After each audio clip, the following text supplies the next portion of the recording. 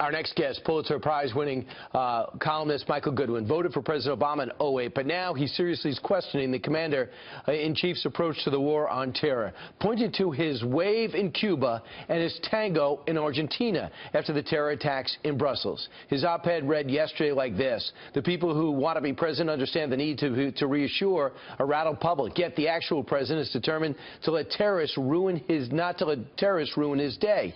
Joining us right now, Fox News contributor Michael Goodwin. Michael, because the president said he's going to keep on doing his thing because he doesn't want the terrorists to win. You think it's the wrong message? I do. Look, I understand we don't want the terrorists to win, meaning we can't change everything we do about life, but I don't think that means the president has to act as though it's not important.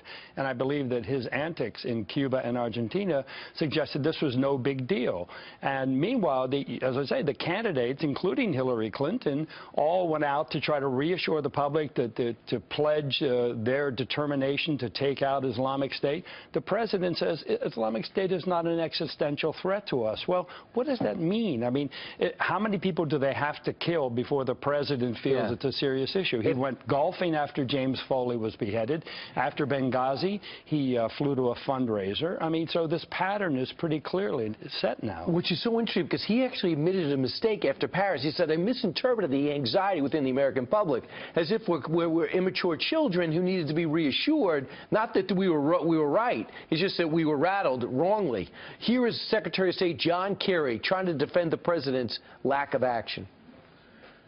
You know, life doesn't stop because one terrible incident takes place in one place. Really? It stopped for a few Americans, didn't it? Well, that's the other point. I mean, Americans were missing in Brussels even as the president was dancing, and now we know at least 4 or 5 are dead already. So the president, I think, look, he has a clear purpose here, which is to downplay Islamic terrorism. He wants to treat it as everything from workplace violence to gun control issues to ordinary crime. He is not, I think, understanding and recognizing the severity of the issue of Islamic State. Fidel Castro just said this in an article. You know, the president had the historic visit there, first one since Calvin Coolidge. What has he done? Well, here's the reaction. "We don't need the empire to give us any presence."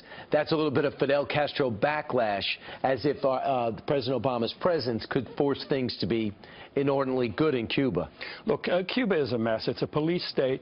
People are fleeing as fast as they can. That should tell you everything. But by the same token, if we are sort of demanding nothing from them, then the regime will stay in power and continue to oppress its own people. I got bad news for you, Michael. You got to join me again on radio to talk more about this. Is that all right?